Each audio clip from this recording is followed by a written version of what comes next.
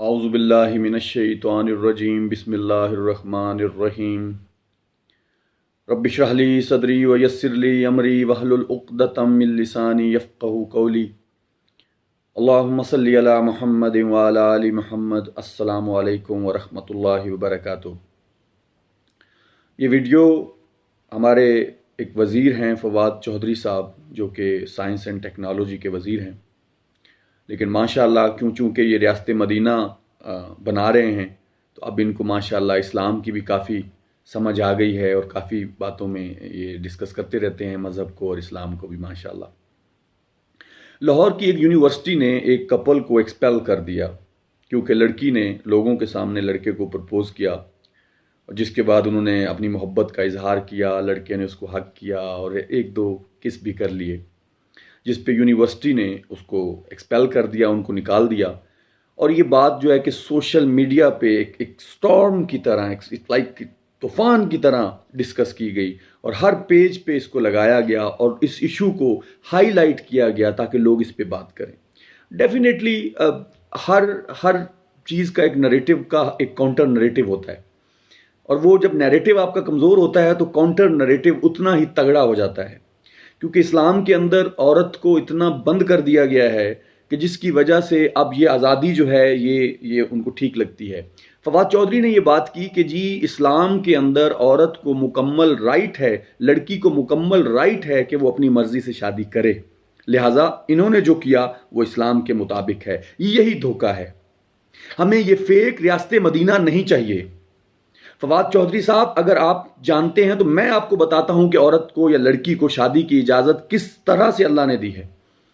قرآن مجید میں اللہ فرماتے ہیں کہ جب موسیٰ علیہ السلام سے قتل ہو گیا اور وہ مصر سے بھاگے اور وہ بھاگ کر مدین گئے، جب مدین گئے تو انہوں نے دیکھا کہ وہاں کچھ لوگ اپنے جانوروں کو پانی پلا رہے ہیں، اور ایک سائیڈ پہ دو لڑکیاں اپنے جانوروں کو لے کر کھڑی ہیں۔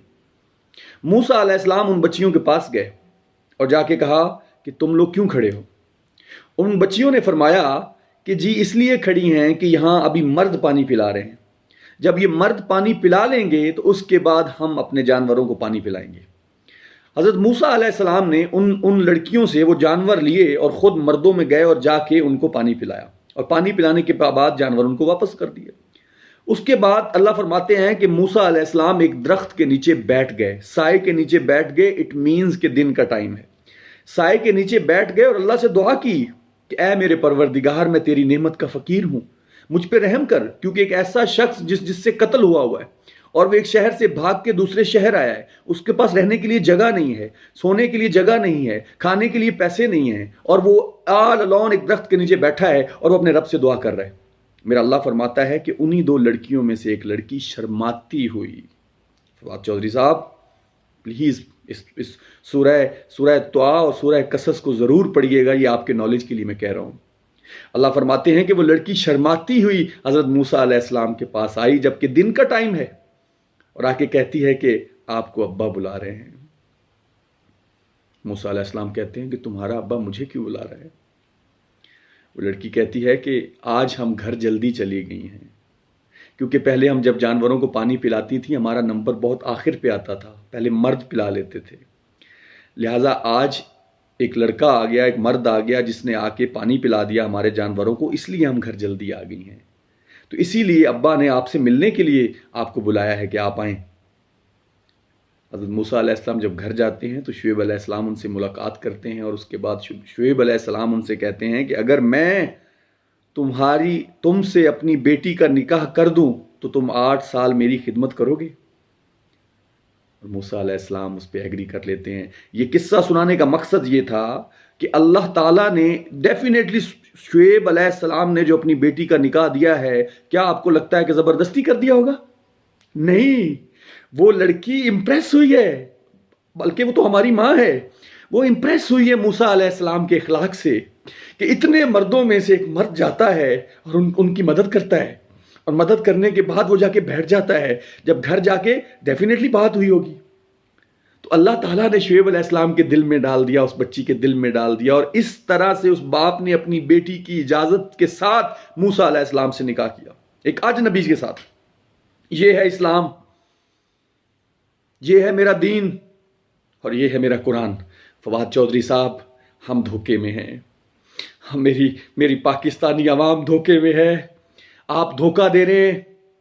پہلے لوگوں نے، لوٹنے والوں نے ہمیں دھوکہ دیا، آپ دین کے دعوے دار آ گئے ہیں اور ریاست مدینہ کو ڈیجیٹل اور ویسٹرن ریاست مدینہ بنانے جا رہے ہیں۔ اللہ ہمیں صحیح سمجھ عطا فرمائے۔ میں یہ ویڈیو نہیں بناتا اگر آپ یہ بات نہ کرتے کہ اسلام کے اندر یہ جائز ہے۔ ہاں، سوشل میڈیا پہ بحث ہو رہی ہے، ہونے دو، کوئی بات نہیں، کوئی تو اللہ کا بندہ ہوگا، لہٰذا کوئی عقل کے ناخن لیں، اللہ سے ڈریں، یہ دھوکے کا کھیل بند کریں، دین کو سیکھیں، دین کو سمجھیں، دین کو پڑھیں، قرآن کو پڑھیں، میرے نبی کی زندگی کو پڑھیں، اور پھر بات کریں دین کے اوپر، پھر بات کریں ریاست مدینہ کے اوپر۔ اور اللہ کے ساتھ جھوٹ مت باندھو۔ میرا اللہ کہتا ہے کہ اسلام اللہ کا دین ہے، اور آپ نے کہا کہ اسلام کے اندر یہ ہے۔ اسلام اللہ کا دین ہے اور اللہ پہ تم جھوٹ باندھ رہے ہو میرے بھائی۔ اور جو لوگ اللہ پہ جھوٹ باندھتے ہیں، اللہ کہتا ہے اس سے بڑا ظالم کون؟ اللہ تعالیٰ میرے پاکستانی بہن بھائیوں کو بھی عقل عطا فرمائے۔ میری بہنوں، یہ نہیں ہے، لو نہیں ہے، میں یہ دنیا دیکھ کر آیا ہوں، یہ جھوٹ ہے۔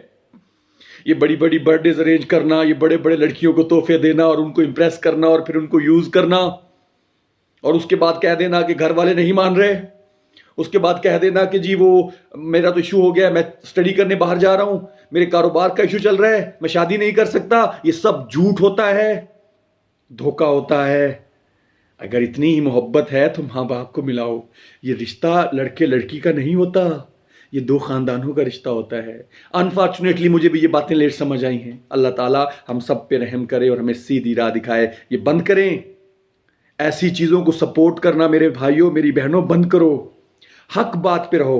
حق میرے اللہ کی طرف سے آتا ہے، کیونکہ اس دنیا نے ختم ہونا ہے، اور اسی وجہ سے آج ہر طرف اللہ کے ساتھ جھوٹ ہے، اللہ کے نبی کے ساتھ جھوٹ باندھا ہوا ہے، ہر طرف شرک ہے۔ اسی لیے ہمیں سزا ملنے جا رہی ہے۔ اس پنشمنٹ سے پہلے اپنے رب سے معافی مانگ کے حق کے ساتھ جڑ جاؤ۔ جزاک اللہ۔ اللہ تعالیٰ ہم سب پہ رحم کرے۔ وما علینا الا البلاغ المبین۔